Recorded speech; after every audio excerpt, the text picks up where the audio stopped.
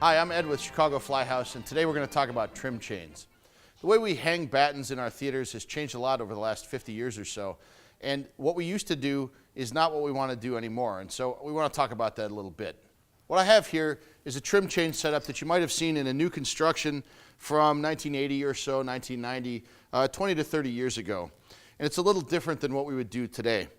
We see we have proof coil chain, that hasn't changed much, and we still use 1/4-inch wire rope, but here we see that we have a snap hook, and I'll tell you, we have a snap hook here because it might have been a dog clip in 1980 and we couldn't even find one in our shop to put into our setup here.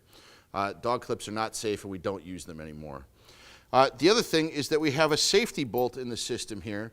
That safety bolt was put into the system because this snap hook was not as reliable as we really want it to be, and in case this broke, we wanted to have the bolt connection to be able to catch the chain so that nothing fell down. The thing about this is that a bolt isn't an acceptable connection for a chain, so we don't want to use that if we can avoid it. So how do we fix this? How do we bring it up to our current standard? First of all, what we're going to do is we're going to change this snap hook and use a shackle instead.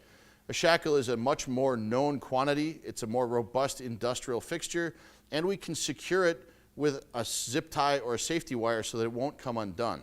So how do we bring this assembly up to our current standards? Let me make a few changes and we'll talk about what we did.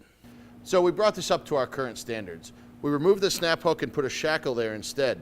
That shackle is a rated piece of hardware where we're very confident that it is strong enough to work within the system and not break. As a result, we're able to get rid of that safety bolt. We've also secured the shackle with a safety wire so that it won't come undone when the system is moving and vibrating. So that's a little bit of the history of trim chain and what our current standards are. Thanks for watching.